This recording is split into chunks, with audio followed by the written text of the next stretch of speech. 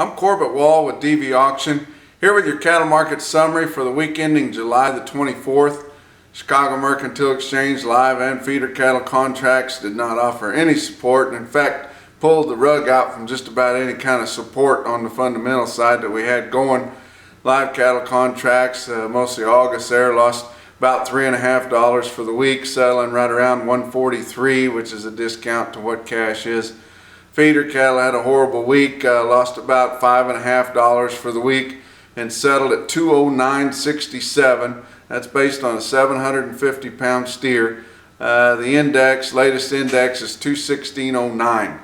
So we really lost a lot of ground there.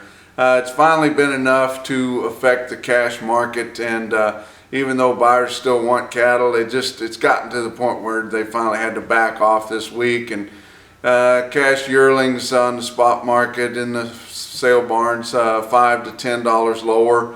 We've now lost fully $10 to $15 lower since the last really good sales we had right before the 4th of July there. So really been in a hard down market, even though we haven't had a really good test everywhere very often. Just spotty sales every 2 or 3 weeks. Some of these bigger sales will have a good run, and the smaller sales are either shut down or not having enough to really test the market. But it sure appears that we're not going to have a late summer rally on these yearlings like we did last year. The guys that contracted their cattle off grass wish they hadn't last year. This year, the guys that contracted there in late June or right before the 4th there are going to have a nice smug grin whenever they ship those cattle, because they're going to be tens of dollars ahead of what the spot market's going to be, and it just doesn't look like there's anything to bring it back. On fats or feeders, we just don't have any solid footing.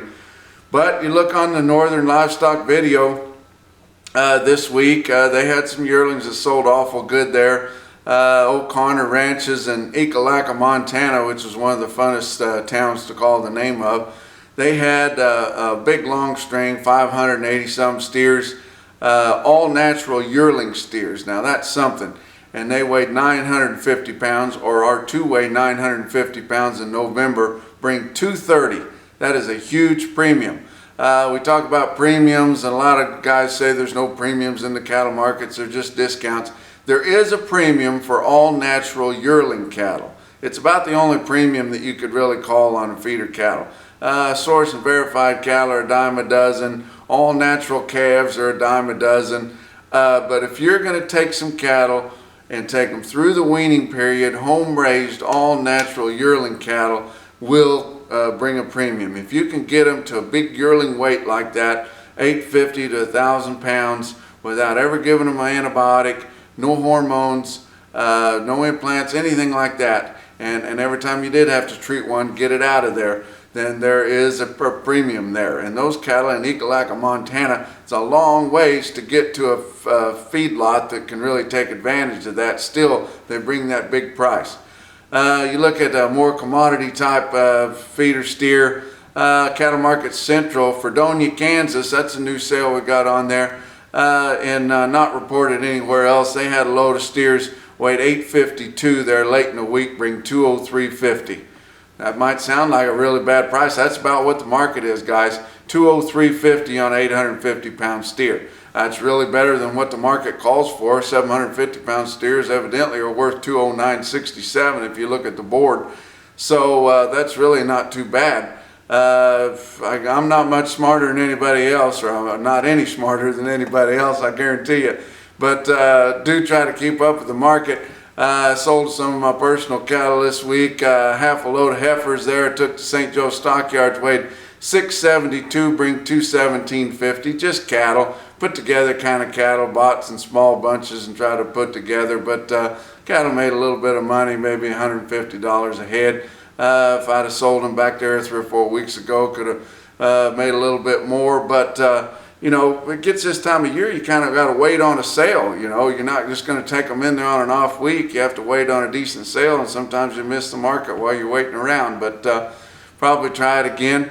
Calf market spotty, just not enough calves around. You got some guys like me there that want to turn a few more cattle out on the ones that they have. They'll get in there on some calves. Pasture conditions are really good, so the calf market's really holding up better than the yearling deal has. pasture is so good. 90% of our cattle in the United States live in an area where the pastures are rated 40% or more good to excellent. 40% or more of the pastures are rated good to excellent where 90% of our cattle live. That's a better way to say it. But so pasture conditions really good except for the extreme west there. Your cattle inventory report come in here on Friday. Total cattle and calves up 2%. We're not used to seeing these big numbers because normally it's a 0.5% or maybe 1% or splitting hairs, but now we're really gaining on this. Beef cows up 3%. It's the largest percent increase in these total numbers since 1980. So you're really getting a grip on how many numbers we're putting together here. The calf crop is larger for the first time in 10 years. It's been a smaller beef calf crop every year, but 10 years ago it's been smaller every time, but this time it was bigger. You look at some more numbers. Replacement heifers up 7%, which that goes along because on the cattle on feed report they showed steers on feed to be up 7% and heifers down 7%. That's where those heifers were. They're out, they're bred, and they're going to make more of them. And the heck of it is we've already culled our herds to pieces, so don't look for any culling to back that off. Our herds, for the most part, are young and cleaned up. Cattle on feed on Friday come out. It's no help, guys. It's either just about neutral or leaning towards the bearish side on everything. On feed totals as of July the 1st, expected to be 102, come in at 102. Placements in June was expected to be around 99, come in at 101. If it was bullish, nobody'd pay any attention to it, but since it's bearish, they probably will. Marketing's down again, 95% of a year ago. Marketings have been the lowest of the set for that time of the year every report this month. That just goes to show you how much these packers have just slashed this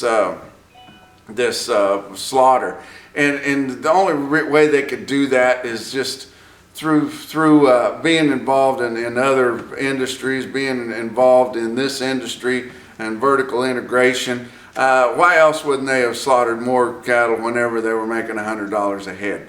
You know, all of your fundamental type economic rules are all ceteris paribus, which means all else remaining the same or everything else remaining constant, which means, you know, none of these economic rules of thumb work if somebody's got ulterior methods or